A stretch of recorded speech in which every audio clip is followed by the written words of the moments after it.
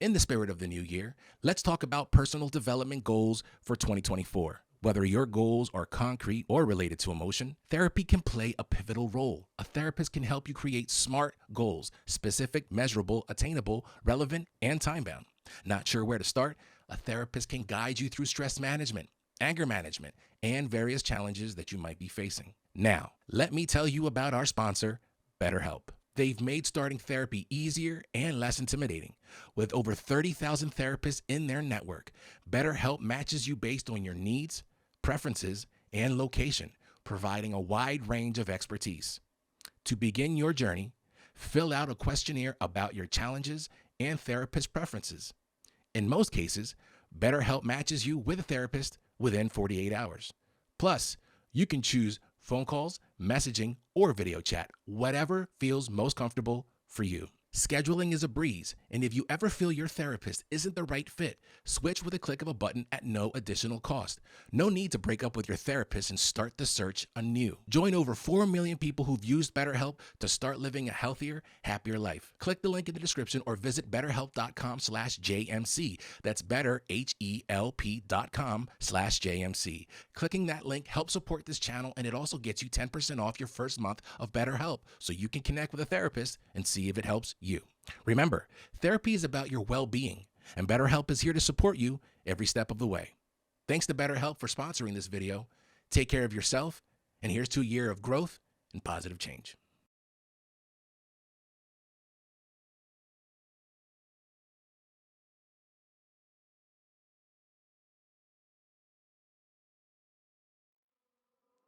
We all have these goals. It's not about hitting the goal. You keep pushing forward, you'll stumble onto the goal. It's who you become on the journey to hitting the goal. Because you're going to change. You know what I mean? The new you going to cost you the old you. Yeah, absolutely. You got to change.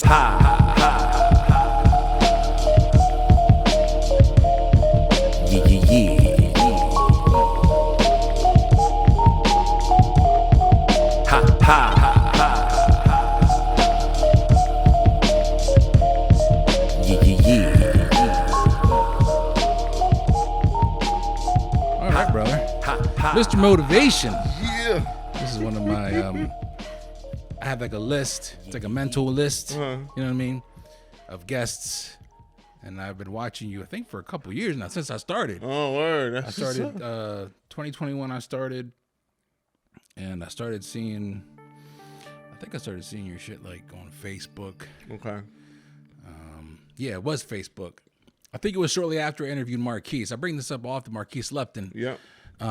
Once I met him and interviewed him, and then it was like his network was available to me on timelines and whatnot. Yeah. So it was dope. I loved the whole vibe, the positive energy, the logo, the emblem, the everything that you're doing. So, like I said, watching you now for a couple years, I haven't seen you stop. Right. No. Listen.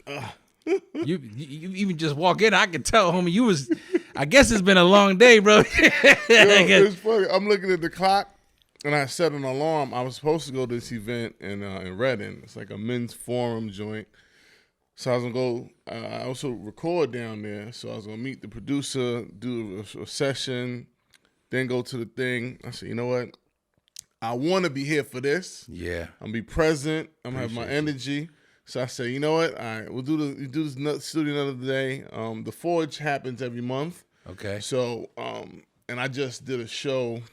He invited me to speak at the father-son event, and that was super fun.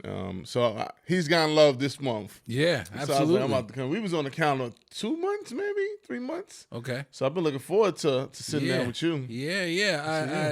I think I was about to say, I try to. There's a bunch of episodes around this time that I scheduled in the spring going into the summer. So you're right. It's kind of like most of these episodes so far for the third season, I've been looking forward to for a while. Yeah. You know what I mean? But yeah, like let's start with Mr. Motivation. Obviously, By now, the vibe of the conversation is I'm just kind of shooting the shit as we're going along. You know what I mean? As long as we engage, which I got a feeling you're going to be engaging. I think we're going to have a lot of things to talk about. But Mr. Motivation, the positive presence, but it's also like the kickstart to your day, the words that people need to kind of get going. I know there's a military background. Yep. Let's talk about what started Mr. Motivation for you. Yeah, no, man, that's loaded. So I'll start with a story. Basic training, you go through basic, and it's a whole new way of life, and they push you max out. And I remember, I love Cadence, by the way. I fell in love with Cadence. I always as a young private, it's like hundreds of people, and you don't want to get out front and call Cadence. What's Cadence? What is that? Right, yeah, great, cool. Right? So it's like a rhythmic sound. Okay. Yep. Left, hey, Okay. you know what I mean? Yeah. And you stay in step, but to the beat. And then running. So running is what really got me. So when you running, I remember Drill Sergeant Lincoln Feather, we'll be running 3-4 miles, and he'd be like, all right, privates. Privates is like a young soldier. Gotcha. When we get to the water tower, we done. All right, cool. So now you gonna give it all you got to get to this water tower. Yeah. Buddy, he get to the water tower and takes off. So you done gave it all you got. And it's like a deflating thing. But for me, he would hit that one cadence, motivated. And then you able to just dig deep and give it even more. So when I think of Mr. Motivation, one, motivation comes from you. It's not nothing I'm saying, nothing you watching. I'm a guide, right? But I see myself as like Cadence. So when you struggling, you down, and you don't want to do no more, you tap in. It may be something I said. That's how I said it. Maybe it's a song. You're like, yo, you know what? I got this. And I can be that for you. Yeah. You know what I'm saying? I got a track called Cadence, and it talks about that. I want to be that inspiration. And I tell my story, my challenges, struggles I've overcome, in hopes that, someone could use it as a blueprint for what they're going through. You know what I'm saying? And I think, like I said, we'll be going all over topics. And I think oftentimes I am what I wish I had in spots. Sure. You get me? Yeah. I walk away from a talk, and dudes, you talk from 16 to 65, coming in like, yo, that joint did this and it moved me, and I'm like, yo, that's what's up. Yeah. You know what I'm saying? Yeah. And listen, 10 years ago, you can tell me this is what it was going to be. I'm a visionary, and I've had some visions, and I'm living them out. Yeah. But Mr. Motivation, so college professor, I teach a course at Hack. Haven't taught in a while. I've been on my Mr. Motivation vibe. Yeah. But I teach a course on how to be successful in college. Okay. The irony there is I went to college at SUNY Binghamton, upstate New York, and I dropped out. You from New York, right? I'm from Brooklyn. Yeah, Brooklyn. 718 all day. Okay. I dropped out. I had my mom's strict household. I leave there to go to Freedom. Oh, buddy. Oh, buddy. Yeah, someone took the top off. It was on the popping. You know what I'm saying? And I left 2 years, 1.7 GPA. A lot of memories. Dope friends. Yeah. Pushed my thinking. I just wasn't ready. And my mother knew that. So I go to military. Maturation process really begins there. Fast forward, it took some time. I got my associates, bachelor's, master's in education, and I end up college professor. And I asked myself, I'm like, yo, it's cool. I got 20 students here, maybe 100 on the semester. I'm impacting some folks. But how do I have more impact? How do I influence and motivate more people? By definition in the military, leadership is to provide purpose, direction, and motivation. And I've embodied leadership, FM 22-100, post-military. And I always listen to this dude, Adam Won't Lose, on probably Tidal. That's how the title. Okay. And it was like spoken word, but he had like a little piano. He'd be like, did hard work. I used to hate you. You made me better. And I listened to this dude over and over and over. And then it clicked. I was like, yo, I could do this. Yeah. You know what I'm saying? Because music now is going to go across borders. Mm-hmm. It lives forever. Sure. So I said, I can do this. I hit up my guy, Keith Jones. He's a producer in Atlanta. I've known Keith for years. Like, I used to book Keith to open up for D. Pharrell, Young Buck, like when I was in my promoter game. And now it goes full circle. I'm like, yo, Keith, I'm about to do an album. He's like, Murph, what are you talking about? You don't do music. I'm like, I know, but listen to this. He listens. He's like, yo, you could do this. I got the beats. Yeah. That's how it started. So that's one of the reasons. Second, probably my primary, but together. I teach my kids, listen, you can do anything in the world. You don't have to be smart. Yeah. You don't have to be talented. Yeah. Focus. Absolutely. Effort. Yeah. So I said, I'm about to be the example. Daddy don't know nothing about music. But I'm going to drop an album in about 6 months. You're going to say, okay, Google. Bro, that, I don't got to make $2 off of nothing in music. That example that they got to watch. I tell my daughter 7 now. At the time, she might have been maybe 4.5, 5. And she see me say it. She started writing, throwing stuff away, saying it work. Then I actually shouts out to the local community here that's in entertainment. Terry and Mac. Yeah. He was actually, he was my first engineer. Okay. So he would bring his joint. I interviewed Terry. Yeah. T Mac. He would bring his joint to my crib in the basement set up. And I'm recording. And my daughter's in there, she recording, wifey on the album. So the whole first project was special. You know what I mean? It's something new. They said, when's the last time you did something for the first time? I'm like, did the album. You know what I'm saying? Yeah. Like, and I'm a huge Jay fan. And I tell you, some people that know me, they be tripping. They're like, yo, this dude did a whole album. I told my daughter the other day, when you get older and you going through this and that, and just go press play on Audio Collection. I gave you the game. It's there. Yeah. Just sit and listen. You know what I'm saying? That's for anybody, kids, adults, whatever. Yeah. The game is, each track was intentional. My daughter opens it up with Blueprint. You know what I'm saying? And now she just did a single called I Believe. Okay. And she said, I got the blueprint. No, I got the blueprint from Dad on the collection. So full circle. But yeah, I saw that to say that's how, long story, but applicable. Yeah. How we got here. It's like, wait, how you get the music? Yeah. So now my vision though, I'm not gonna just be not knocking speakers. I didn't want to, for lack of a better word, just speak, right? Yeah. Like, because I'm an entertainer. I do promotions and events, and I'm like the logistics guy. So I want you to leave having an experience. So that got showcased the other day. I just did that once because I've done spoken word, and I've done a performance before, and I've spoken, but to pull it all together. And to have my vision now, like, come to real life. Because I try to explain, I'm a motivational entertainer. What does that mean? When I do this, I do too much talking. Yeah. I don't even like to explain it. You know what I'm saying? It's like, when you're trying to convince somebody. Yeah, I dig it, yeah. Listen, bro, shouts out to my videographer, Phil.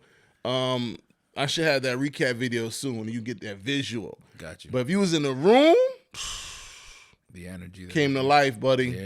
Yeah. So that's Mr. Motivation. And we pushing, we cranking. We working on some things. Got the books in the work. Okay. A few new songs, some new spoken word joints. The beauty about it, man, we all creatives. It's like you got to tap into it. You know what I'm saying? And for me, I just recreate myself. They said, what do you do? I'm like, that's a loaded question. Yeah. You know what I'm saying? Well, when you said that's loaded, that's like one of my favorite responses because I've gotten that response before. That's a loaded question, which shows me that there's a lot going on. It's not just an easy black or white answer. Yeah. There's a lot going on. There's a lot of gray. There's layers, yeah. But yeah, there's a lot of legs to it. Promoting, military. Yep. You said that music wasn't really in the game plan until you found a niche. Which I think like that's life in general. Like you don't always have, like you said, you don't got to be the smartest, you don't got to be the most talented, but there's a lane that everybody can tap into. I feel like, you know what I mean? Like, like I'm not the best at what I'm doing, but there's a niche that I'm really, really comfortable with. And so I just stay there and do it. But even within that niche, there's different levels that you can like kind of like navigate, reinvent yourself, recreate yourself. Talk to me about, forgive me real quick. I'm going to fix your mic if you don't mind. Oh, yeah, please, yeah. I'm watching. Actually, let me just see if it's bothering me like I really think it is. Actually, it's not. Yeah, let me move it a little bit. Sometimes I do this last minute. Oh, listen. I don't go check the camera like I think I should. And then I'm watching the video playback and the mic's in the guest space. Okay, so let's talk about music promotion, because you said that you want people to leave with an experience, entertaining. Yeah. Was that always? Was that was Shaun Murphy before Mr. Motivation? Yeah. So I'll tell you that one thing's, there's the consistency with like the brand, because at the end of the day, Shaun is the foundation, right? Gotcha. I do everything extra, high level, right? And if I throw an event, you can expect, you know, there's probably gonna be servers bring you champagne, and then I think through the experience of the person, the customer, and like, you know, like for me, I'm not gonna just put my name on a flyer and say come to this. No, it's about to be an event. Yeah. So I've brought that energy from one, doing logistics in the military. Two, my world entertainment is my, you know, I do elevated events and exotic excursions. So I used to do group travel. So I'm thinking like, yo, what does this person want? When they get to their room, I'm gonna have a package for them. And like, no, I got the whole itinerary. Everything's branded, thought through, right? So now I'm bringing that to it. And now from the stage, I'm like, all right, what do I want the people here to leave with? A message, I want them to bounce. I want them to ponder. I want them to think. And then go home and reflect, like, yo, was that a talk? Was it a concert? You know, they're confused, but they remember. You know what I'm saying? And I think that's the energy that I bring to it. Now, granted, and this is what's different. I was just telling my daughter this other day, you know, because I was talking about, you know, people and how they take you. Everybody's not gonna like you. You know what I'm saying? I know that, and I'm fine with that. And I'm teaching my kids to be all right with just you being all right with you. Because at the end of the day, I'm new to, say, you know, entertainment, music. I don't care how long you've been doing it. You're not going to work harder than me. You get me? I'm 2.5 years in, but see, I came into it. It doesn't matter. I've done big things in life before in different industries and different sectors. I'm a rookie here. Yeah. I ain't gonna be a rookie long. Yeah. You know what I'm saying? Because I studied, but that's giving the giving love and appreciation to the craft. Absolutely. You know what I mean? When I got it, I was doing, so I'm like just spoken word. I'm like, all right, the beat. But then I'm like, well, I'm in the studio, you know. I gotta spit, you know. Yeah, might as well. So on the first album, there's a flow. Buddy, I had so much new love for rappers and hip hop artists. It was tough. Yeah. It was tough. And my man, so I say friends, I use that loosely, but yeah, I got you. I have a support group, small niche, right? And there's certain people I hit up and they give me brutal feedback. Murph, out of pocket. This don't sound right. Do it again. Da, da, da, da. And I appreciate that. Yeah. I'm like, yo, all right. No, but they keeping you in line. Right. Because one, nobody believes me. I'm crossing into this. What you doing over here? You see what I'm saying? Yeah. They don't believe me. I believe me, though. Yeah. And I'm going to take the feedback. Listen, I watch Rhythm and Flow like it's Shark Tank. I study, I don't know if you're familiar, T.I., when they giving feedback to the artists, I'm like taking notes. Okay, punchline, hook, this, memorable, got it. Stu. And I apply it immediately. You know what I'm saying? I'm downstairs in the basement to the wall like it's 10,000 people. Getting it. Put your hand, let me shit them fives. You know, my kids, they don't think I'm crazy no more because they see. Yeah. what's the result. The end result. They see the end result. Yeah. They're like, Daddy be going. I mean, this. I'm basically sweating. Yeah. You know, but no one sees that. See, we don't talk about a lot of this on social. It's highlight reels. Right. Absolutely. But when I talk to people, like one-on-one, a small group, whatever, I share like, yo, it's hard. And it's like we just was talking off camera. How do I do it? Well, I don't sleep much. You know, I'm up at 4 o'clock. Yeah. You know what I mean? Prepping. If I gotta go, for example, if I gotta go to the studio, say to record a video, I gotta prep for that. And there's a prep for the prep. You know what I'm saying? Because I'm coming buttoned up. Yeah. You know what I mean? You told me to be here. I was at the corner, 8 o'clock, chilling. Oh, word. I didn't know. I pulled up. All right, I'm here. I've been here. Yeah. You know what I'm saying? Yeah. But that's anything I do. I have to come at a high level. So when people, and I get back to telling my daughter, go for it, yeah. when people don't, so quote, like you, there's one thing I realized, I learned this, it's not even about you. You remind them of opportunities they didn't take. Right, what they could have been. What they could have been. It ain't got nothing to do with you. Right. You just trigger that, damn, this dude, he don't even, I wanted to. Right. Yeah. Buddy. Yeah. Why is he doing this? Now he's doing that. Yeah, right. No, you know what I'm saying? Absolutely. But for me, it's, and I say this, they think it's cliche. I live the dream, man. I think something up, buddy. Yeah. I think, who I need to help me get this off the ground? Put them to work, then I get to work. Yeah. You know what I'm saying? Yeah. And that's like the sauce. You know? No, what I appreciate though is first of all, like there was a time where I used to rap. I used to rhyme. And so I understand when you said like when you get in there, it's not like when you talk about the end result, we hear all these cats spitting bars, dropping real dope rhymes. You know, the golden era of hip hop in '96, which is one of my favorite. Hello. You know what I mean? But when you're in the studio, there's work that needs to be done. Now, a lot of these cats were mad talented and they were able to kind of go in there in their own flavor. But for the most part, there is structure and balance, and you need to be able to, and you need to be able to keep that energy. You're right. You're rapping to a wall, but the end result is what's everybody going to be hearing and feeling. But you're able to do that even, you know, rhyming aside, music aside, really, you were able to jump into that lane because of your approach to everything you do.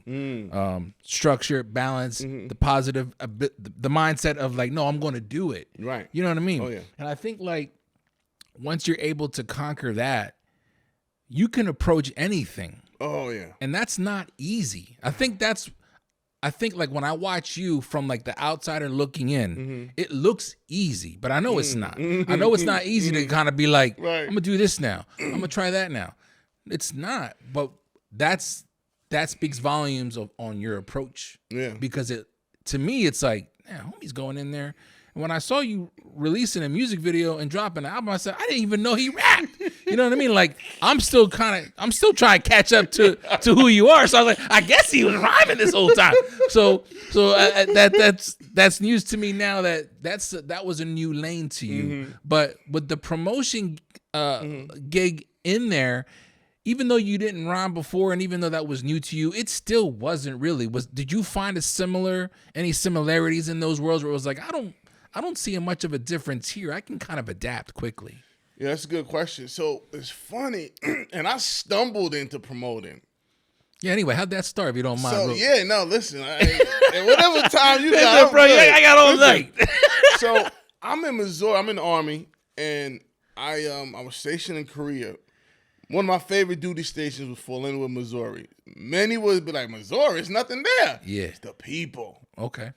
So they said, where you want to go after Korea? I'm like, yeah, I'm going back to Missouri. Going back to Missouri. It's just something pulling me back.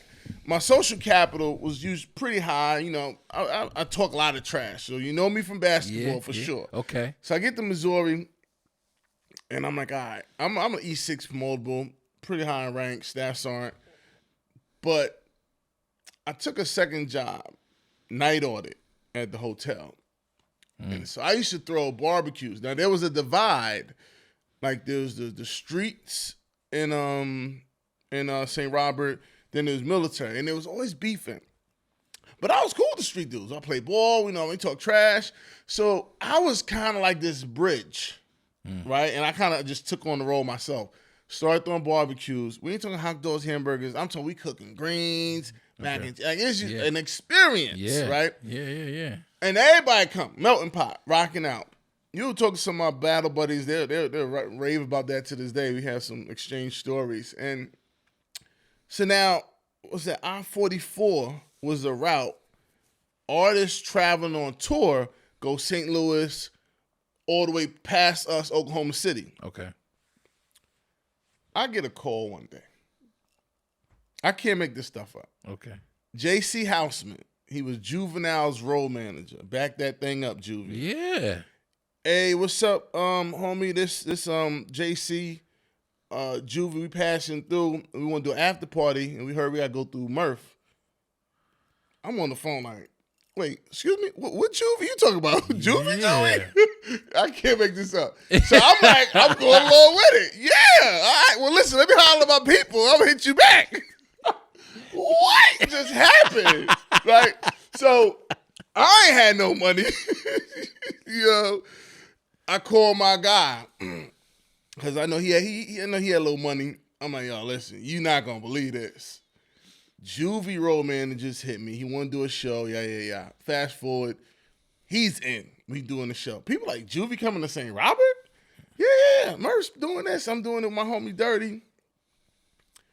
I didn't know nothing about the business though. Okay. Ticket sales, crack rocks. Show was it was just an after party, really. I don't even know if he did a song of Crazies, but then I remember he got there and they had this rider and they made us buy all this crap that they wanted all this stuff. Champagne, this, that. Yeah. They grabbed this, took 2 grapes, all the champagne and left. And I'm looking like, we paid a lot of money for this. Money I didn't even have. So that was the start. So now JC's like, yo, y'all fellas want to do something else. So he had Young Buck. Okay. So Young Buck was hot, the spinning chain. Yeah. We bring Buck out. Then we bring D4L, Laffy Taffy Boys. Damn. So I was in that space around it. You know what I'm saying? So now my man Keith Jones, he's opening up for all these dudes. He's a young boy, but they was good, him and his crew. So this is just my space I'm in. As I'm still serving in the military. Like, I remember I was good, though, at what I did, my job and my leadership. He was dope. I would have things buttoned up for him. I'm like, hey, son, I need to be out of here. I got a show. He's like, all right. And let me roll out. That's what's up. So it was super cool. So that's how I got into that. Now, learned a lot. My partner and I, we didn't see eye to eye. Okay. So we split. Business? It was business. We split. And that's how I birthed My World Entertainment. Okay. So I used to always tell somebody else, My World, baby. That was my catchphrase. And I had a license plate, My World Entertainment, and then I made that the business. Well, now, I don't have that money that I had, so now I'm doing like, spoken word night, stuff like that. That's low capital, but still brought people out. But then it was my birthday. I never had a birthday party. So I think I don't want to tell y'all my age. They be tracking my age, but I might have turned 25 this time. And I was like, all right, I'm going to do something. And I get a call. Because remember, this is the law of attraction. Sure. Yeah. So you start saying these things, and then, it just comes. I get a call. I don't even know how I knew this dude. He was a promoter in Denver. He hit me like, yo, Murph, I heard you was doing something. I got Hoops. This is when Hoops was popping with Flavor Flav. Okay. I don't even know how I paid for it, but I was like, yo, we going to bring Hoops. And it's so crazy. So Hoops wanted like to be picked up in this sedan, all kinds of, they be doing too much.com. So my young boy, his pops is a reverend. Cool dude. He had like this, Escalade on 22s or whatever, the big rims. Yeah. I was like, yo, homie, ain't your pops, we could borrow the whip to go pick up Hoops. Because I'm like, I ain't ready nothing. Yeah. We got the whip, he went, got her.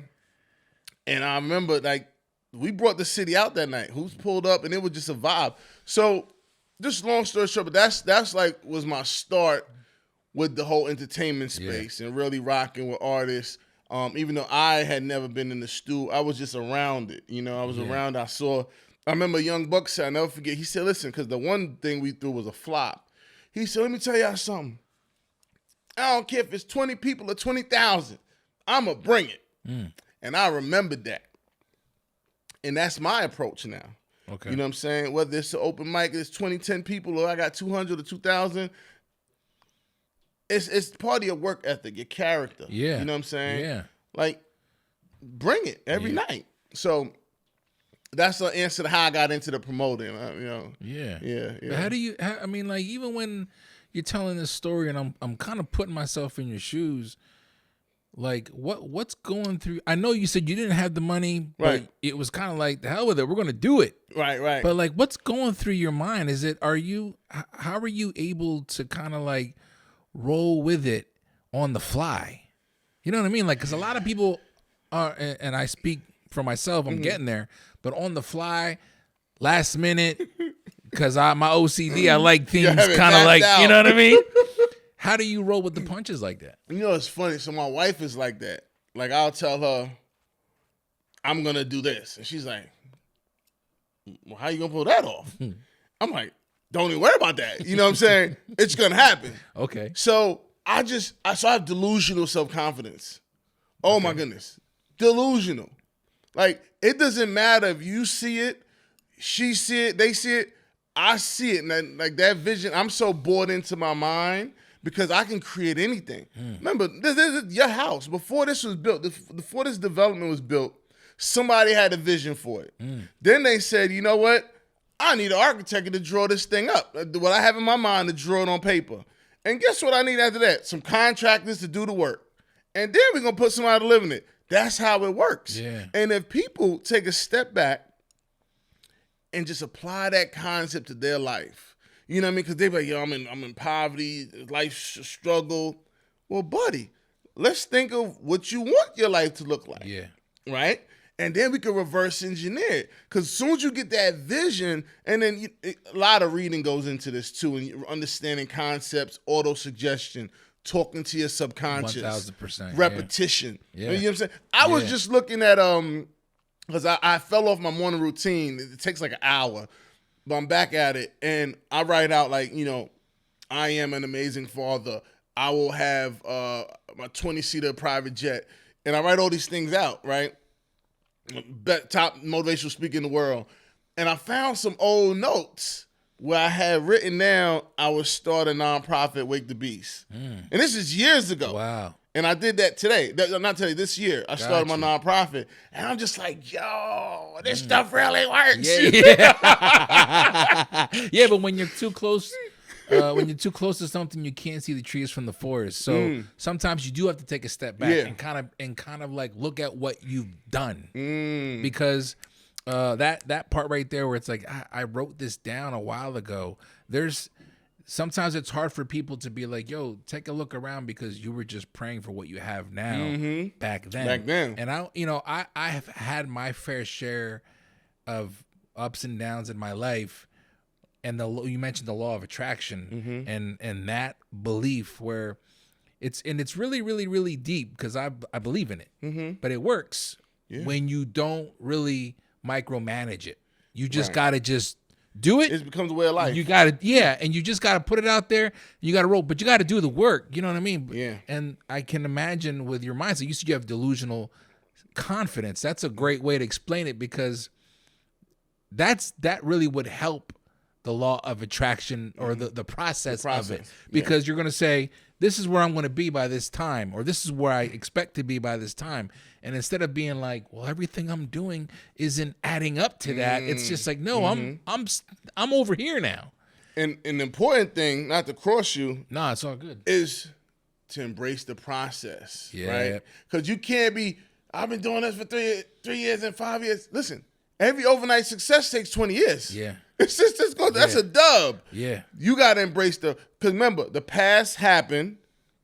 The present, you got to live in it. The future is not promised. So you live in that present and just like, yo, you know, even with, I love errors and mistakes. It's like, damn, why did this happen to me? No. What am I supposed to learn from this? Right. You know what I'm saying? Right. Damn, what am I'm jammed up right now. What am I supposed to learn? And one of the things I've been doing, sitting still, which is hard for me. Being still? Like just being still. Yeah. You know what I'm saying? And reflecting. Because I do so many things, it's never done. Yeah. Because it's always more to do. But you got to look like, right now, I've been out here about 12 years. And I can say, I'm like, yo, what have I done? Started this, brokered the deal for that, real estate. Like, it's just, I mean, we didn't even unpack all my things. Yeah. But it's like, yo. I mean, I've held checks that I've never even thought about from where I've come from. Yeah. Buddy. Yeah. And I appreciate those things. And one thing I teach my kids, and I mention my kids a lot because everything I teach college and mentors and who I coach, the kids get. Gotcha. In the morning, we do a power circle. And I had 3 books out the other day. Emotional Intelligence 2.0, which I just started. Never Split the Difference. And I was teaching them about, 3 types of yeses. And, the word fair and how to, make it work for you. And my son, he's 4. He's like, Daddy, I'm not getting any of this. I said, that's okay. I appreciate your honesty. But guess what? Yeah, he's real with it. Yeah. I'm like, guess what? I've exposed you to a concept. Yeah. And every day, every month, I'm going to reiterate it. And eventually, you're going to get it. Yeah. But see, this is the thing. Once you expose someone's mind to a concept or an experience, they can't go back. Yeah. You know what I mean? Like, they're going like, I need to learn more about this. Yeah. Like, they're in that space. So, I love it. So, I teach them everything. And my daughter's 7 now. She's digesting a lot more now.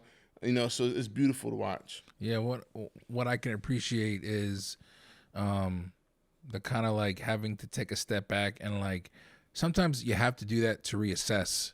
Like I just recently, actively actually, I'm in the middle of experiencing like a plateau, and I have to remind myself like I'm doing exactly what I've been saying not to do, which is like, what's going on? Why haven't I ABC? And for the past few years, I've been saying like, you got to be in the moment, you got to enjoy the process. And so I had to take a step back and kind of be like, you know what? I'm really trying to do something at a certain level, and it's maybe another thing I'm learning is there's always different ways to go about it. And if this isn't working, let me take a step back and reassess instead of just kind of like, this isn't working. This is, you know what I mean? That's insanity. Right. And so I can appreciate that. But you said 12 years now you've been out here from Brooklyn? No. So when I came here, I was in Delaware. So I did Teach for America. Okay. Teach for America is a nonprofit that, recruits professionals to go into education and go into low-income communities and teach for 2 years. So I did that. A funny story how I got there. So, and this is, I don't know, you tell me what it speaks to, but I left the military, struggled my transition, dope vet. You go from being dope to unemployed and broke, having to figure it out. So I figured I said, I'm not gonna struggle in Missouri. I could go to New York. I'm gonna figure it out in New York. Like New York is never sleeps. Yeah. So I go to my cousin plugged me with NYU, job at NYU working accounts payable. And here's a story here for the listeners. I'm a glorified mailroom clerk, right? We pay the university though. We pay everybody, spike everybody. So I go in there. I mean, mail is just it's a zoo in there. Yeah. So Buddy's he's now going to do another job. He's trying to train me, and I'm thinking I'm about to revamp this whole system. So the point is, mailroom clerk, bottom of the totem pole. But when I went in there, I said, all right, listen, my approach is different. I'm gonna go talk to all of the account payable 2s and 3s. How does the mailroom? How does the work flow with you? Okay, when you get it, you do. Okay, cool. So what I'm hearing is, this getting processed makes a difference if someone gets their check or not. This is an important role. You may see it as a mailroom clerk, Bozo Johnson. This is an important role. Somebody got to eat. I revamped the system. Okay. Right? I'm talking that out of there. Stamp clock out. They was like, things are coming out too fast. What do you mean? Somebody got to eat. Yeah. You know, we got to process this thing. You know what I mean? So it's like you got to take extreme ownership. I don't care the title of the job. Any job you go for. Listen, right now, I could go work at pick a place. Yeah. In 6 months, I'm going to run the place. Yeah. Because I'm going to get there an hour early. I'm going to stay an hour late. I'm going to learn 2 up, 2 down if necessary. I'm going to dominate. Yeah. Because I'm going to outwork you. Yeah. You know what I'm saying? I was in that role. The controller, who's the head dude, he was like, who's the new? We got a new guy? Because they could tell. They could tell. The system's different. You know what I mean? Dude was like, Shaun, you don't got to dress up. Buddy, I'm not dressed for this job. I'm dressed for my next job. You're confused. You know what I'm saying? I'm on a different level. Yeah. You know what I mean? So I was in there rocking out, but then my man called me. He had a job for me in Iraq. Now in the military, we always look at the contractors. They don't do nothing, and they get paid buku bucks. Gotcha. We want to be them. Yeah. So I got a chance to be one of them. Okay. So ship off to Iraq. I'm like, yo, I'm stay out here for 5 years. I'm gonna just get dough. So so I shoot over to Iraq. I was with the postal mission, and I was like, yo, I'm gonna do 5 years, make buku bucks, and come back and do concerts. Like I'll have funding to do my own concerts. So life be lifing. I end up not staying for 5 years. I come back home, and I joined Teach for America. So I did Teach for America in Delaware. So I leave, 6 figures, first 80 tax-free to go make 31.5, teaching all boys at low income kind of background. Yeah. Most of my kids, they had their father figures. Probably one of the most rewarding jobs ever, though. Yeah. You understand me? And Teach for America, I always show love because it's an alternate route to education. I didn't have to go do 4 years of college for education. Okay. You can have any degree and go in education, and you go through training and whatnot. And I approached that again. So you get them in a van with like 6 core members, probably 10, and it says Wilmington, Delaware, welcome, a place to be someone. So I go, hey, listen, y'all, check this out. I'm about to be the face of Teach for America out here. They're like, you just got here. What you talking about? Okay. So 2 different approaches. My team, they like, we get in the community. It was a big thing. It was the first time TFA was there, governor, mayor, whole thing. They'll introduce themselves. Hello, I'm so-and-so. I'm a Teach for Member Corps member. I'm just happy to be here to, impact education. Me. Hey, Shaun Murphy, listen, let me tell you how I'm changing the face of education. Let me tell you how I'm changing the face of education out here. 2 different mindsets. Yeah, absolutely. You know what I'm saying? Bro, first 3 months, I don't even know how they found me. News cameras come in. They're like, yo, veteran goes from, military to classroom. Big thing. And then it was just, it just became a thing. And I approached that. That was new. Because I brought in my military, I'm drill sergeant, so-and-so, but the kids, they taught me more than I taught them. I remember that first year, I was like, why these jokers ain't complying? Then I had to sit still over Thanksgiving break and think. Young black and brown young men, they don't have a father figure at home. Why does the stranger think they're going to comply to you? Fair enough, yeah. Right? Yeah. So I changed my approach. Came back. I said, listen, team, let's reset. Let me tell you about where I'm from, how I grew up, how life was for me, what I was lacking, what I just left, my job I just left. So let's do some math here. To come here and be for you what I never had. You know what I'm saying? Because a lot of kids, they want to understand, like, your reason for being here. Like, what's your why? They want to know. You know what I mean? And then they listen different when you show them you care. Yeah. Bro, that's the best reset I ever did. And we locked in. My boys to date, unfortunately, I lost a lot of them along the way. Okay. I probably buried 10 of my students. My God. Easy. 10, 12. I know for 10 for sure. Gotcha. A lot of them done great things. Some in the acting. I got one in the NFL. Shouts out to homie GB. Perk NBA.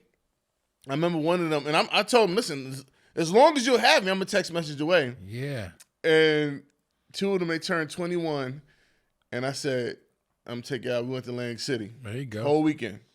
And I'm extra, so I brought my camera crew. Okay. So we out there. We got the whole joint. And we walking the strip. They're like, who is this? Listen, my boys, they had a time. And to go from, this is 7th grade, 7th grade, to now. Yeah. Yeah. Beautiful. You know what I'm saying? So it's important, I think, about black men to be in the classroom. They got to see him, you know what I'm saying?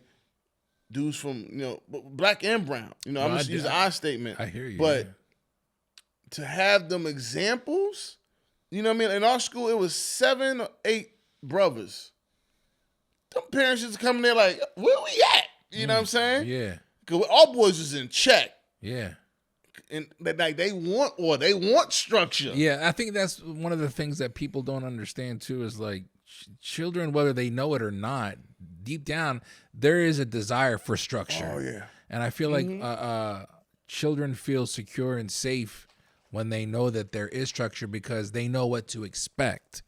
And so my assumption is that when you presented that, also couple that with the fact that you were vulnerable enough to be like, all right, look, here's the deal. And when young black and brown kids, or just young kids in general, really, if you want to, when they see that an adult being able to kind of be like, all right, look, here's the deal. Yeah. And kind of like shoot it straight. 90% of the time you will get that like, okay, yeah, let me, you know what I mean? Like, it kind of reminds me of like the substitute teacher that comes in and they're like, listen, like I'm not gonna play this game, but I'm also like gonna be straight with you. Yeah. It was always that substitute teacher that everybody was like, yo, all right, rock with them. Yeah. And the teachers never understood why because it was always like a way of communication, but you had to take a step back. Yeah. And kind of like, this isn't working. Listen, I'm saying, they taught me a lot. And you got to be right with that. Like, you can't run in there with, I'm in charge, listen to me. No. I remember one time, oh, man. So I was a special ed teacher, but I kind of floated. Yeah. I had, I guess, command presence. So classroom management was a strength of mine. So they'd be like, oh, Mr. Murphy, can you cover here, cover? I'm not sure.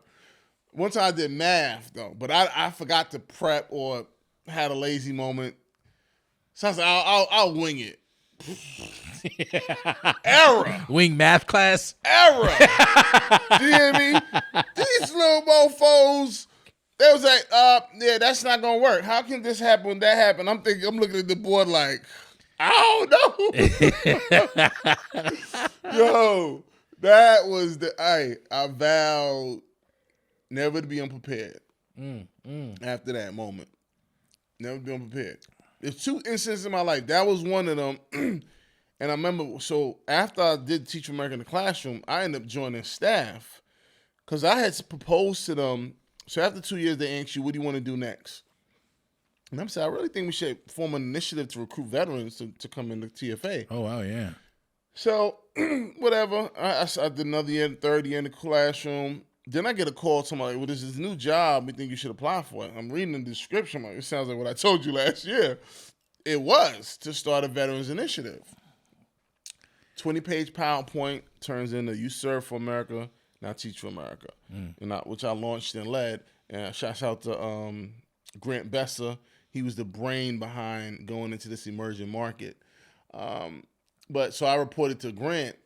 But my job, I use an I statement, had high visibility. And I remember I emailed somebody.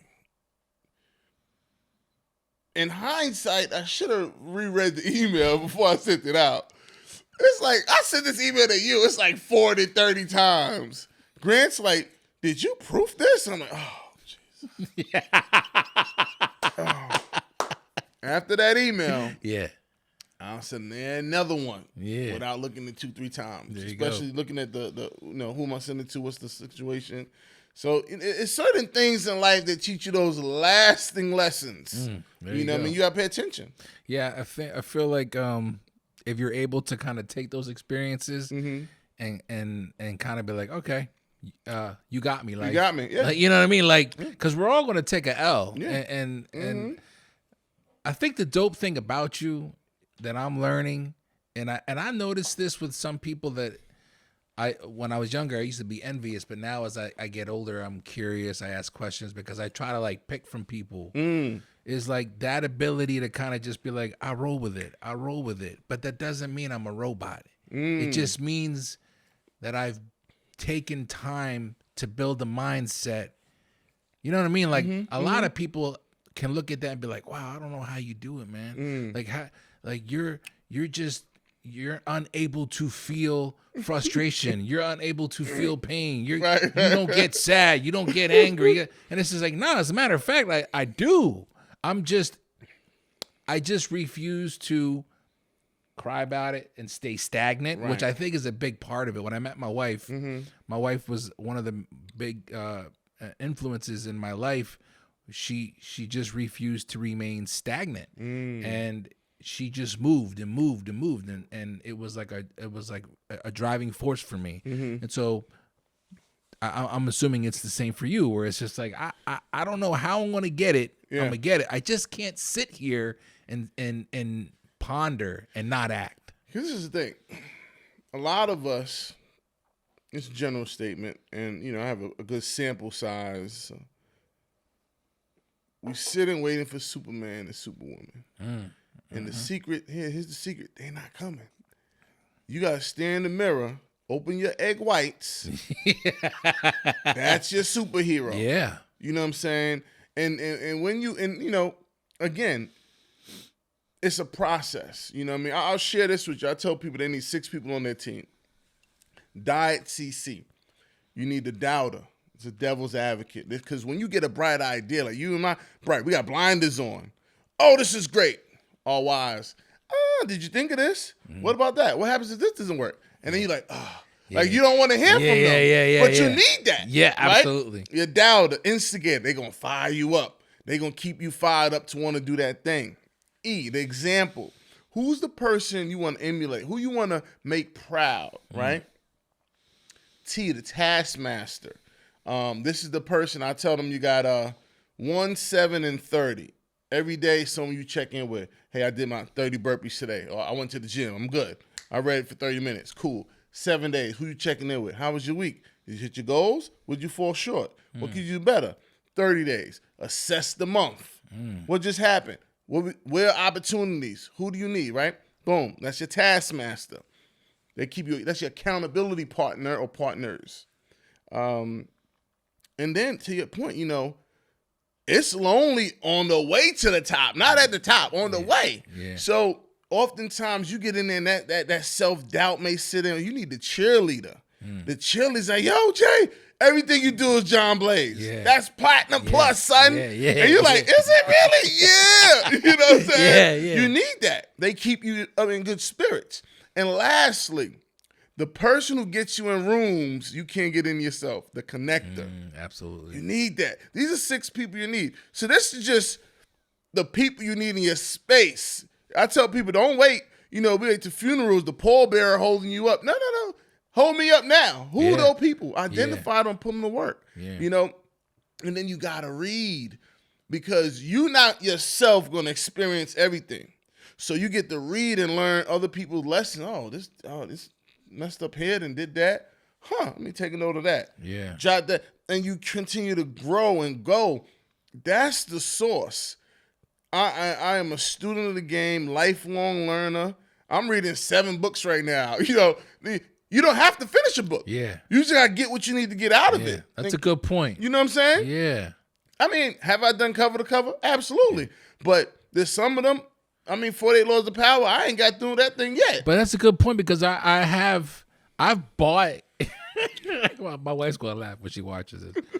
In 7 years, I've bought probably 7 books. And and I have yet to start them. But I have these intentions of like, that's a good book. Actually, it's a good book. I'm going to start that. And I just never do. And it's almost like I just don't know when I have the time to read it. But I didn't think about that. You don't have to finish them. I mean, I'm sure the goal is to finish it, but really it's a matter of like, when you read it, what are you getting from it? Yeah. You can apply that in life in general. In general. And, you know, like for you 10, 20 minutes, read 5-10 pages. Boom, good to go. You know what I'm saying? And that's what, first, so my morning routine is kind of insane. Well, not insane. I'm sure there's someone crazy than me. Get up, hygiene, downstairs, meditate. I got a whole ritual. So if you read Think and Grow Rich, there's like this statement that Shaun Murphy, will attain this amount of money by this date. This is what I'm willing to give up. Because remember, everything in life's going to cost you. Fair enough. Right? What are you willing to give up to get the thing you want? Good point, yeah. Right? So I read my statement. I do my 5-sentence journal because I don't really like to journal. So that's my way of journaling. Visualization exercise. Huge private jet guy. So I look at private jet. I go on the virtual tours. And then envision the fam. I see my daughter running up and down the joint. Like, I see it. Private islands. I see it visually. So these are just things I do in the morning to jumpstart my thinking. And then I'll read for 30 minutes. And then I hit the gym. You know what I mean? So I'm up at 4:30 because it's like, how you going to pack all this stuff up? You know what I mean? So what I'm sacrificing is sleep. You get me? So there's a quote. In order to get what you never had, you have to be willing to do what you've never done. I like that. You know what I'm saying? Yeah. Yeah, because like we talking about saying, if you sit here, you keep doing the same thing, but you expect different results, buddy, it's not gonna work out for you. Yeah, and I feel like that goes back to structure. Like I guess for me, I look at that like it makes sense. There needs to be balance, and if I need to give up something in order to obtain, then it feels right. I don't, it doesn't feel like I'm robbing the system of anything. No cheating happening. Right. You know what I mean? Yeah. You want another drink? I'm about to get another glass. Oh, please, buddy. Oh, my man. Thank you. I told my sister, I was like, I got a podcast tonight. She said, what y'all talking about? I said, I don't even know. He said, really? I know you like to prepare. I know you probably sick right now. I was like, I know. The funny thing is like, when you mentioned prepare, I've been doing a lot of thinking, like, and I think this is my way of kind of like leveling up, where it's like I've been trying to like pay attention to how I've been going about the podcast, and I feel like a lot of it still sticks, but then things change. Yeah, and there's ways that I've looked at it, like, I didn't prepare for interviews. I kind of had an idea, but I wanted the conversation to be organic. And I feel like the past 2.5 seasons that I've been doing it, it's been cool. But like lately I've been kind of like, you know what? If I really want to build this brand and take it to a level, I really need to be a little more prepared with my guests. Now, right now, I'm lucky because, like, you got a phenomenal journey. We're shooting it. It's great. The conversation's flowing. But that don't always happen. Right. And when you're not prepared and the conversation don't go like that, there's times where it's just kind of like, oh, crap, I need to think of a question. What's next? You know what I mean? Yeah. And so I think the point what I'm trying to make is, like, to kind of tie in with you, it's kind of like, okay, well then I need to change my thought process, and the way I wanted to do it, it served its purpose, but now I need to kind of pivot a little bit, and that's okay. Yeah, absolutely. Yeah. Listen, let me tell you, you learn so much, and I just think even with Mr. Motivation, how I've been going 2 years. I'm not like the biggest with the social media and what to post, how to post. I just be trying stuff out, to be honest with you. Yeah. But I said so I've been preparing for 2024 since September. I've just been gearing up, just putting stuff together, getting systems in place. I'm talking like total domination next year. Wow. You know what I'm saying? Yeah. And like, at the end of the day, because I look at me, I'm 40 plus. Yeah, I'll be 45 in April, bro. Right, my kids keep asking me. I'm like, well, who's feeding you these questions? But I'm like, and it's maybe morbid. I'm like, I got, maybe 20 hot summers. Hey. You know Come what I on. mean? So like hot. Throw some more on Like there, hot. bro. Come on. You know what I mean? I might be, but just how I'm thinking. I'm like, yo. You. And it's not a place of like midlife crisis, but I gotta be active. Yeah. You know what I'm saying? I can't, because again, nothing's coming. So I gotta increase, because this is what happens. We get on this journey and we like, we're not seeing the results, and we kind of scale back on the target, or we change it, we adjust it, bring it closer. No, increase your action. You get me? So that's where I'm at. I'm like, my massive action. Am I going hard enough? What do I need? What could I be doing better?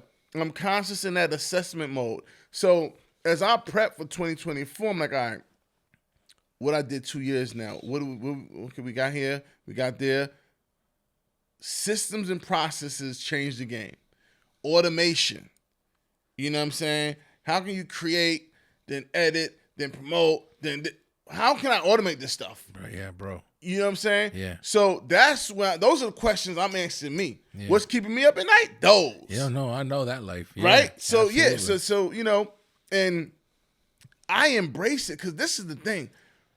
People be like, I don't want no problems in life. I want bigger problems. No, I dig it. I want bigger problems. Yeah. Well, I feel like when you're doing something that you're passionate about, that part comes into play where it's like, no, I want that. I want the smoke. I want it. I want it all. But I tell you, to your point, well, cross points. Right.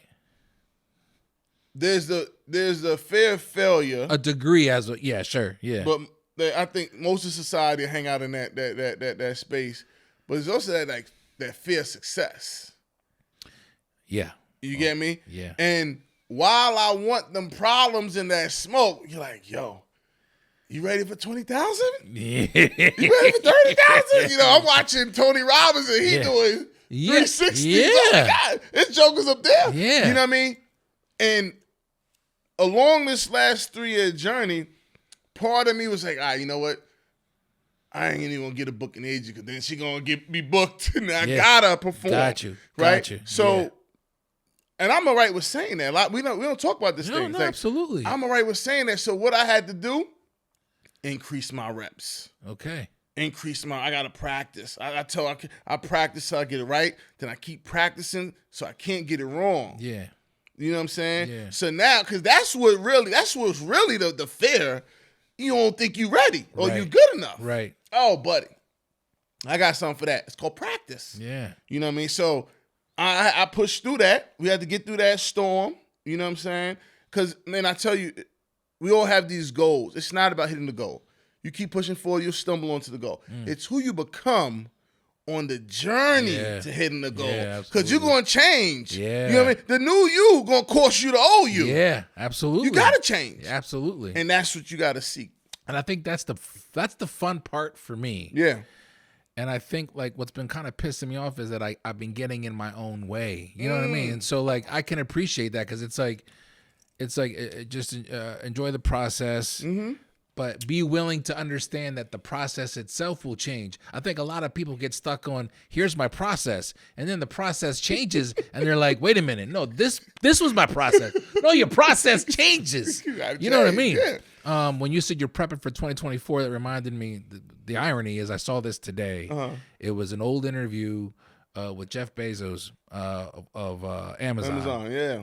He said that in his meetings, when they would prep for the upcoming quarter, they would be prepping for the upcoming quarter of like 3 years from now. He said, the quarter that we experience, that we're getting ready to experience, what we've done has already been in. There's nothing you can do about it. It's already been done 3 years ago. And that made me like really, really think like, damn. Yeah. You know what I mean? Like, what are we doing to put ourselves in a position 3-5 years from now? And when you're there, be making moves for the following. You see what I'm saying? It's funny. I wrote this quote down from somewhere. It was, figure out whatever business you have, how are you going to be doing that in 10 years? And try to do it now.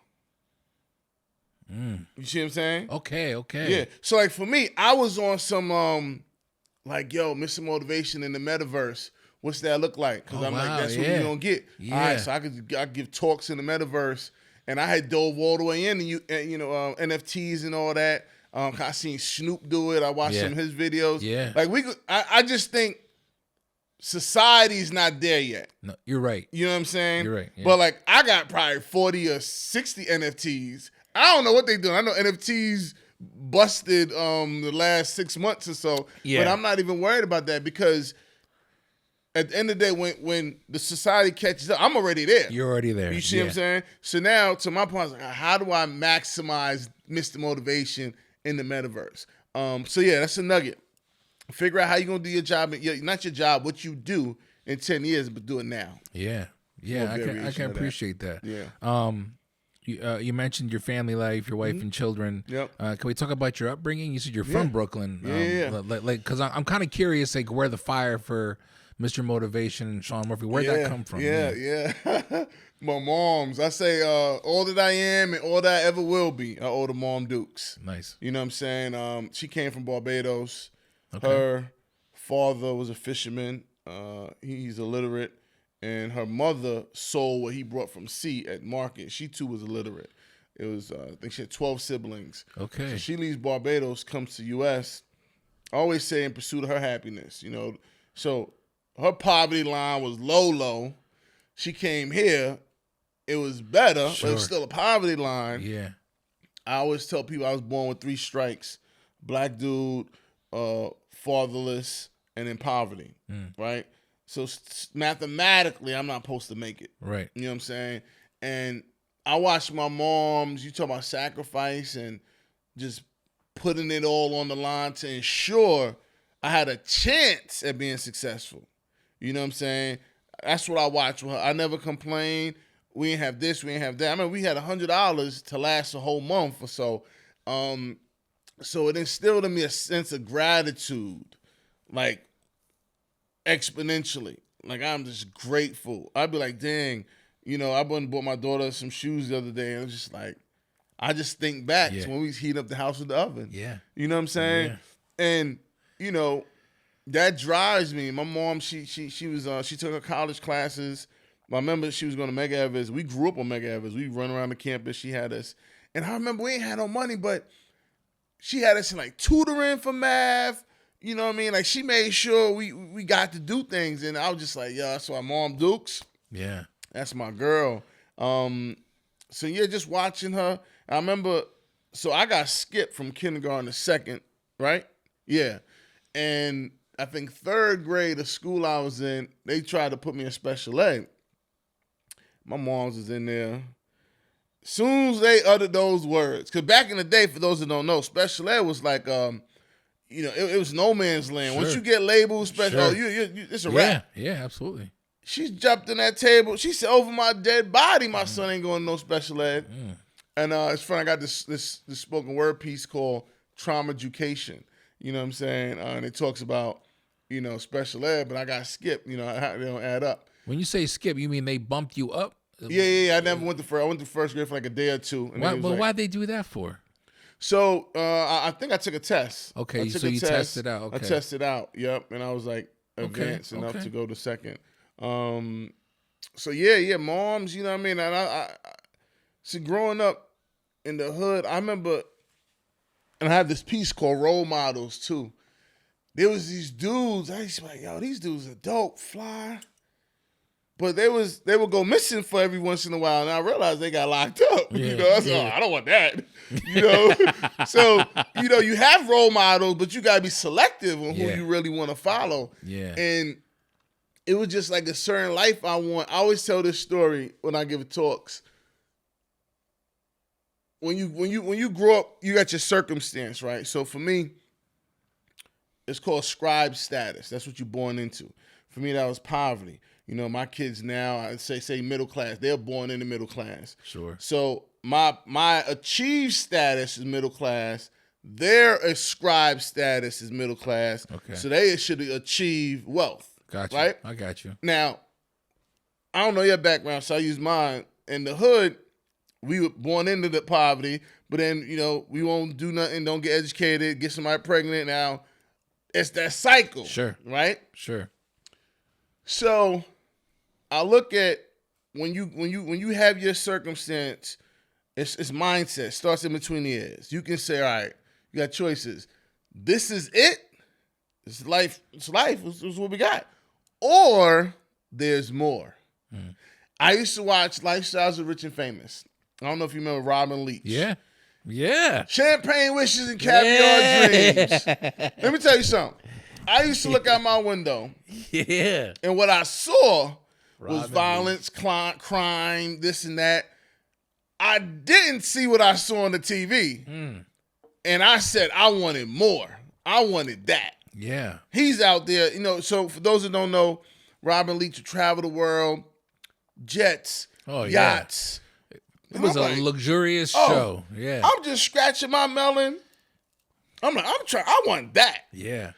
And again, when you get open to a concept, you can't go back. So my mindset was, there's more. I wanted more. For us, just going downtown Brooklyn was a big deal.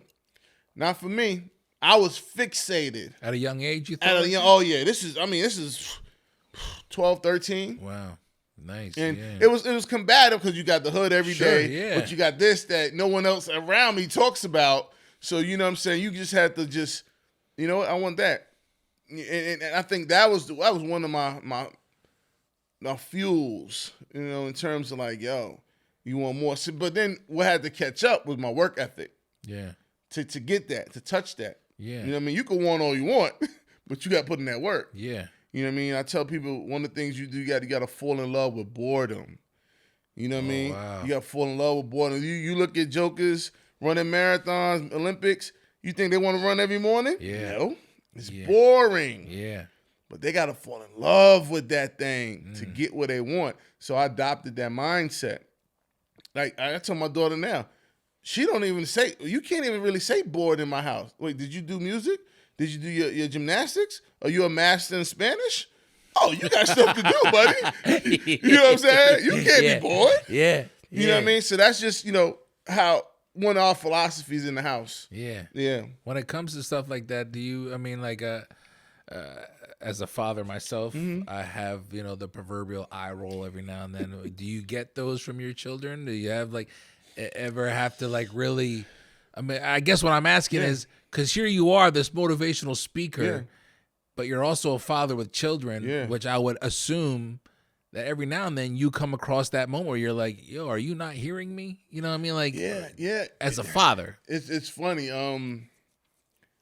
By no means do we have a perfect life. Yeah. But one of the first things I did was instill a work ethic. Okay. Like sit, focus. Like you're probably thinking we're crazy. We go through a routine. They got to recite their 4 B's. I'm beautiful. I'm brilliant. I have a billion in mind. I'm blessed. Nah, I love that. The Scholar's Creed, the Warrior Ethos. She's reciting, not Leviticus, my deepest fears. Okay. And they got roll. So they understand like the foundational piece of in order to get this, these are the things you have to do. Yeah. So when my daughter, like she just came up to something, this is off topic but not, she wanted to download this music app. And I was like, oh, okay, tell me about it. Cool. When's the last time you played the piano? She said, walked away. See, so I've instilled that internal clock. Yeah. You know what I mean? Yeah. I just ask probing questions. You want to do that? Interesting. Have you did your gymnastics routine today? Yeah. Walk away. I guess she already knows. She already knows. Yeah. I'll tell you a story. She did. She's been competing since age 4. She's 7 now. So one year there was a classic up here, and at the end they gave out these globe trophies, but you had to place first, second, or third overall. Okay. She gets in the car. She didn't get it. She's crying. I said, babe, what's wrong? I didn't get a globe trophy. Really? What do you think needs to happen? I got to train harder. Huh. Okay. And I just kept driving. Yeah. Like, I'm not even about to entertain this. Yeah. Year later, it didn't dawn on me till after the fact. She got a globe trophy. There you go. The same thing. And I got in the car and said, babe, what does this trophy mean to you, baby? And she's just like, she said something generic. I said, no. What it means, it shows growth. It shows progress. It shows your commitment to the craft. Like, I went in and rattled off these lessons because I like to teach them in the moment. Yeah. And those examples, she has her own examples already. You know what I'm saying? I had these jokers in what Healthy Kids Run. It starts at age 2. It's almost like a marathon race for kids, 2 to high school. They get the bibs and everything. And my daughter, she was 2, and she had to run the race, and I had to drag her over the line. And some parents would say, oh, maybe you don't like this, and not bring them back. Yeah. Yeah. You going to learn today, okay? Because I think it shows them you got to push through. You got to persevere, right? And then, she started dominating, but then she goes up to, she was dominating 75-yard dash. Then she goes up to the half mile, quarter mile. Struggle bus. We're going to train for it. That's what it means. So, like our regiments, like Universal, we hitting the lap, we at F&M, we doing drills till you reach mastery. And I think when you instill those type of disciplines and you let them kind of process the answers, I'm going to answer your probing question. Okay, yeah. And I'm going to let you formulate, because I've given you the tools you need to be able to process this. Yeah. And I throw everything at them. You know what I'm saying? I think, if someone asks me, actually, I wrote something about this. How do you become a dope dad if you didn't have one? Yeah. Right? Okay. And my answer after reflecting was, I dreamt it. So when I told you I lived the dream, no. I dreamt what did I wish I had? And I am that. Gotcha. You know what I'm saying? Yeah. So it's an interesting process, man. But fatherhood, though, it's the dopest. Yeah. I walk in the house, I'm like, Uncle Jay. Yeah, woo, sue. Okay. Okay. House is nuts. I think when you, for me, when I see, because I agree, being a father has such a dope, such a dope blessing, a responsibility that I love to have, and that I'm grateful that I've been able to learn so much from it. I feel there's a lot of men out there that don't learn anything from being a father. And so when I see those men like yourself that are navigating in that way, learning ways to teach their children, you said, I like to teach them in the moment, which is something I like to do also, because I feel like that's when they really listen. Yeah.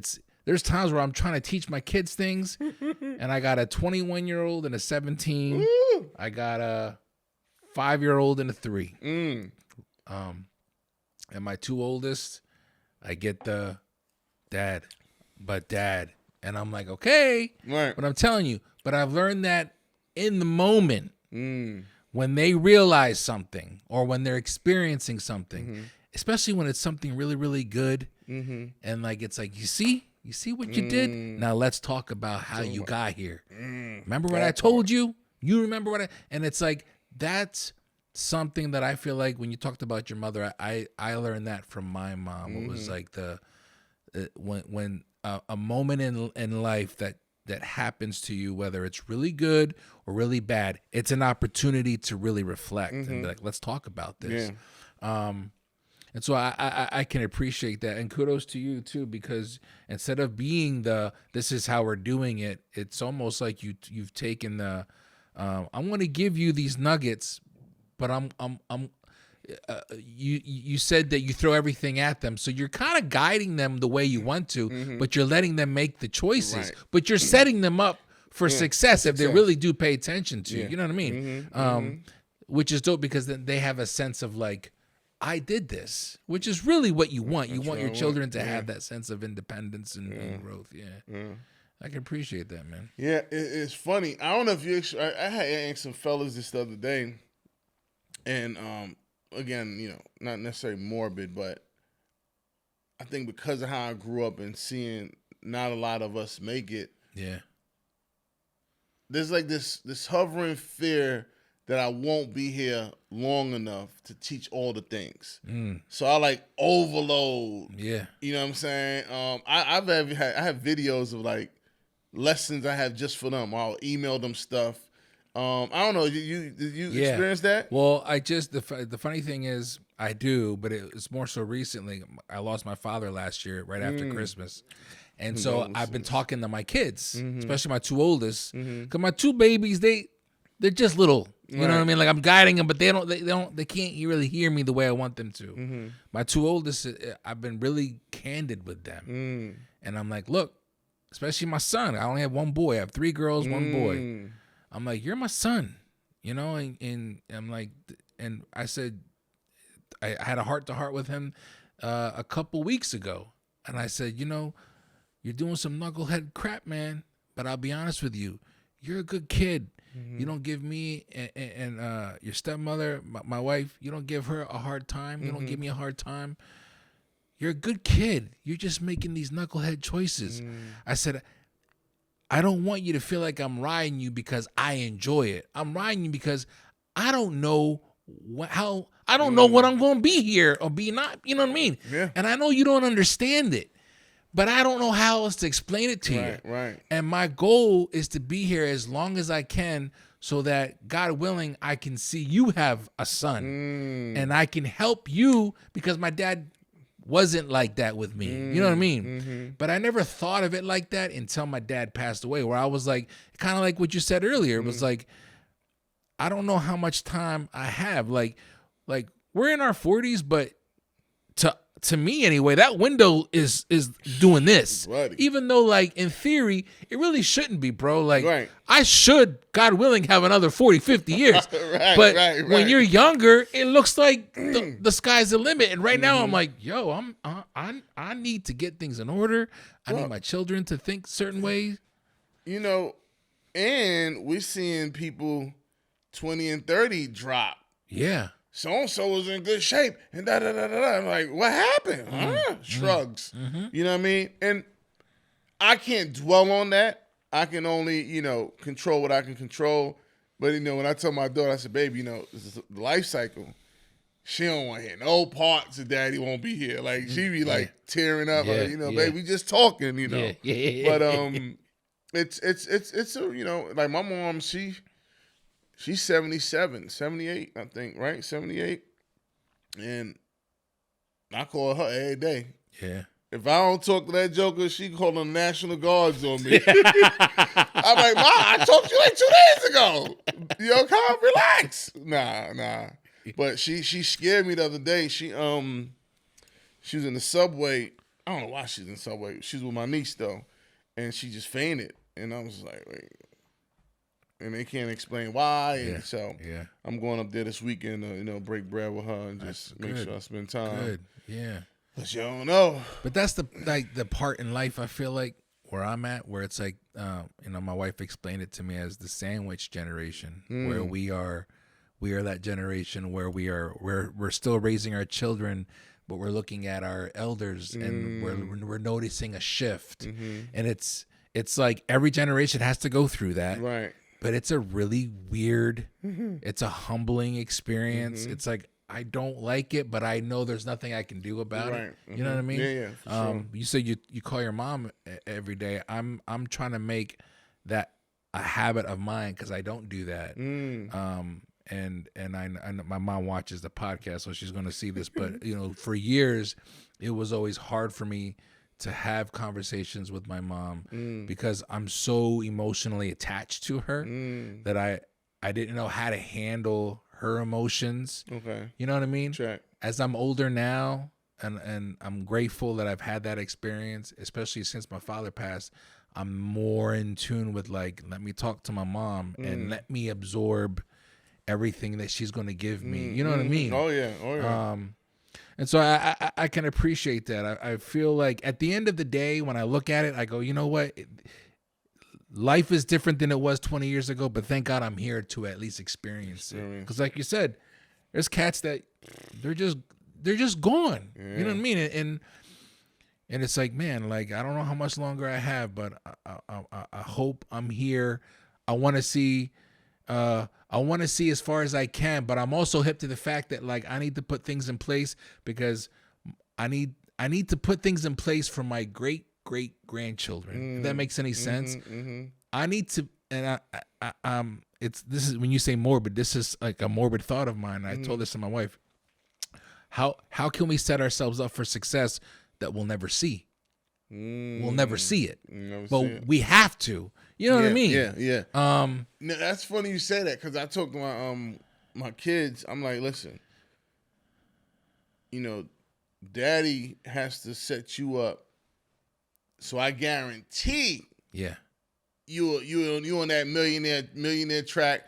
Then it's your job to get to billionaire. Yeah. You know what I'm saying? It's like now I'm talking about diverse. Was it dividend stocks? All the things, you know what I'm saying, I got for my kids. And I teach them. I show them, like my daughter know, okay, it's a green day, there's little things, but they're nuggets that's gonna build on. There was I forget who I was talking to. What you said about the Bezos made me think about it. This group, I think it was three dudes, they were talking about they were financial planning for their children's children. I'm like, buddy. Yeah. What? Yeah. You know what I'm saying?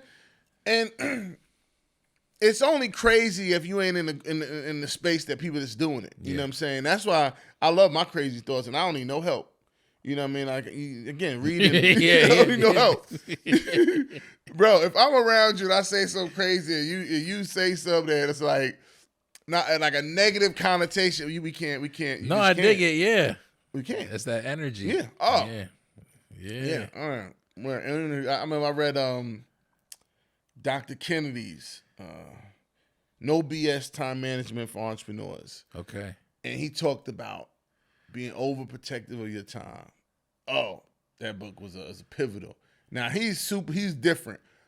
I'm just like, do not disturb, like you text me what we talking about because people waste your time. Yeah. I remember I sit on call with my friends, and I'm one of those guys. I'm a thought guy. You come to an idea, I'm gonna flush it out, figure it out. Yeah. And next month I'm like, yo, where you at with that idea?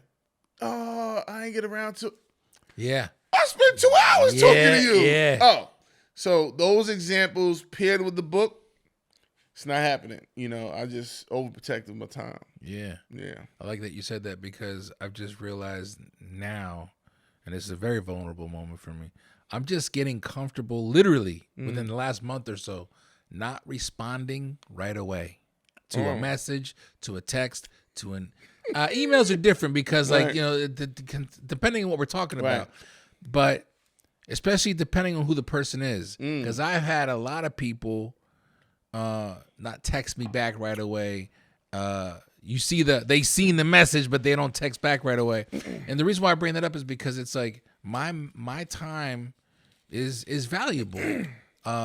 9 out of 10 times I'll be responding, not really being able to pay attention because I'm busy doing something else. And I say, no, let me honor what I'm doing. Right. I'll get to this when I have the time.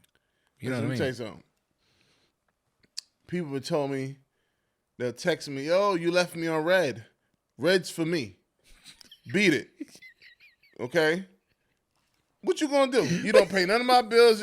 We talking about money? What we talking about? Yeah. Red's for me. Yeah. I don't even take it off. I want you to see I read it. Yeah, I read it. Yeah. And I'll get back to it And when I'll I'm get, good at reading. right. You understand me? Are you kidding me? But Right. listen, you can't take. There's a book, 4 Agreements. One of the agreements you make with you in life, don't take anything personally. Right. That's a big one. Elevated thinkers, right? So there's a guy, I forget his name. I think I met this guy on Upwork. This dude's dope, like graphic video dude. He gave me an example. I was just like, yo. I think he worked for Nike or something. He was just, I do this on the side to help out, small businesses. Great conversation. I'm like, yo, let's work. Send him a note. Crickets. Send him another note. Crickets. Year goes by. Yep. I'm like, yo, hope all's well. Just checking in. Crickets. Yep. Bro, he hit me the other day. He said, bro, I've been going through it. Da da da da da da da. Now, I, with immature thinking, could have been like, "Oh, you ain't this." Da da da. Nope, bro. You don't know what people dealing with. Yeah. You know what I'm saying? That's a good You point. could have severed a relationship, a potential relationship, because of your feelings. Yeah. Yo, I was like, bro, that's in the voice note. I'm glad you alive, buddy. Yeah, You know what I'm yeah. saying?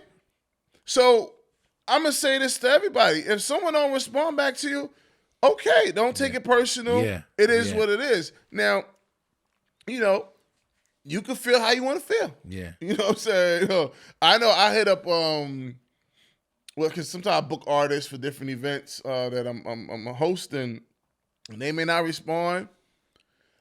I go find another artist. I think that's another thing too, where it's like when you come to that point where you're like, you don't take it personal, but also I'm not on your time. So if you don't, if the response isn't there, I pivot, I make it happen. It's all good, but because the sun rises and sets, they don't stop. So I can't stop. You know what I mean? Don't stop. But I think when you can find that moment in that lane where you're at peace with that, everything else kind of like starts working in your favor. I'm not saying bad things don't happen, but you're able to really absorb it better. Yeah. You know what I mean? You mentioned that you're writing a book. You mentioned a book a couple times now. Talk to me about the process of deciding that. Is this your first book?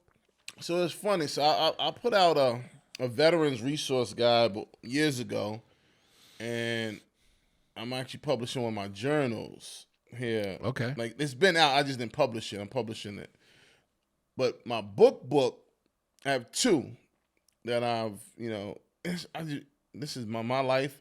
I do stuff, put it on the shelf, wait till the planets align. I got you. But one's about resilience, superpower resilience.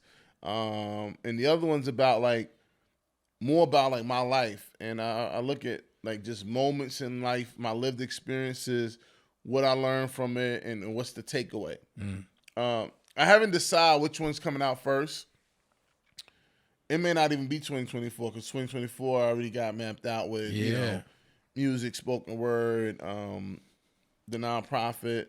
But as I build out these systems, I'll be able to. At the end of the day, we're the talent. Yeah. We need time to do talented stuff. So you build out a team. That's been the hardest thing, I think, for me, just building out the team. But I've just onboarded two tough ones. And once you get those independent contractors that you can rely on, then you just build with them. And I think, and you may experience it too, it's the challenge is getting outsiders to buy into your vision. Yes. You know what I'm saying? Because everybody got this thing that they're doing. And I tell some of my young folks that I mentor, go with the horse that's going to get you in the race. Yeah. You know what I mean? Just look at success leaves clues. Yeah. So-and-so goes next level, and then their assistant does a spin-off company. Because they're in the room, learning the process. They're amongst getting the attraction. Now they can go do it. Yeah. But if they started on their own, they're not going to get that far. Right. And it blows my mind. Right. And it's not even about me. It's just that's the concept. That's the source. If you got somebody in the crew that got the hot hand, help them score the ball. Absolutely. Right? Absolutely. Yeah. So, but life be life, and man, I'm loving this. I love this conversation, though, man. I definitely appreciate so do I, you. man. Yeah. That's what I like to do on the podcast is just kind of have real conversations because, A, they're important to have, but B, it's helpful for other people to kind of hear it. And then be like, oh, okay, I'm not the only one thinking along these lines, or just helping people process their thoughts. But yeah, I love what you're doing. I'm a big fan. Having you on the podcast was I can check it off now. My man. I gotta get Mr. Motivation. But when you hit me up and you were like, yo, I'm trying to get on, I was just like, I gotta get him on now because I sometimes I'm in my own way. I can reach out, but there's times where I see people that are doing like really big things like yourself, and I'm like, I don't know, maybe is he gonna want to come on? But but you were very kind. To wrap up our conversation, I do want to ask a question. Considering everything we talked about, and I'm keeping in mind everything we talked about, somebody is trying now to get into the world of following my passion, whatever it is. What would you suggest that? How would you suggest they go about getting started if they're having a hard time finding where to focus? The reason why I bring that up is because it's hard to really focus on one thing to get started when you have a lot of different ideas. You're doing a lot of different things. I know you got the Mr. Motivation hat, but you're wearing a lot of different hats. So if someone's like, I don't know how do I start? Where do I start? Like, what's a good way for someone to start doing what they're doing? Yeah. So I think one is, I always say whatever you're doing, if you're Pepsi, who's Coke, right? Who's the said competition? Okay. Study them. What did they do? What was their start? What was their journey? And you can remember, success leaves clues. Yeah. You can just write that roadmap down and say, okay, this is how they got there. Boom. That's one. Two, if there's someone in your immediate vicinity who's doing that, go work for free. Go work for free. It's undervalued. Everybody want to get paid. Well, how am I paying you? You don't know nothing. You know what I'm saying? Go be an intern. Get the source. Because see, what happens is, and a lot of people don't realize this, if you intern for somebody, that intern then gets, they hire within. Yeah. You know the system. You've been here for me from the beginning. Now I'm going to make you my manager. And then you're going to get promoted to that because you in the system. Yeah. And you learning. So you could be building your thing while you're there, getting game for free from the horse that's winning. Yeah. You know what I'm saying? I think that's undervalued. Figure out who's doing it and be like, yo, listen, hey, I'd love to help out with your podcast. I can do editing. Like someone for you. Editing. They going to get the source. Yeah. Editing? Help me edit? What? Absolutely. You open the playbook for them. Yeah. Because they're here next to you. That's the source. You Pepsi, find out who's Coke. Two, who's doing what you want to do at a medium level, high level. Go volunteer your services. And work like you're getting paid. Yeah.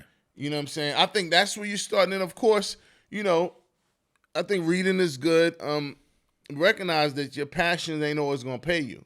You know what I'm saying? There you go. You know what I mean? Your passion ain't always going to pay you. So I think, while that's cool, get what's going to pay you. Because if I look at, I got my regular job. I go hard for them because I'm appreciative. I take a portion of that check and I pour into the movement. Yeah. You know what I'm saying? Yeah. So, yeah. But, yeah, that's my thinking. I can appreciate that, especially like being at peace with knowing that your passion won't always pay.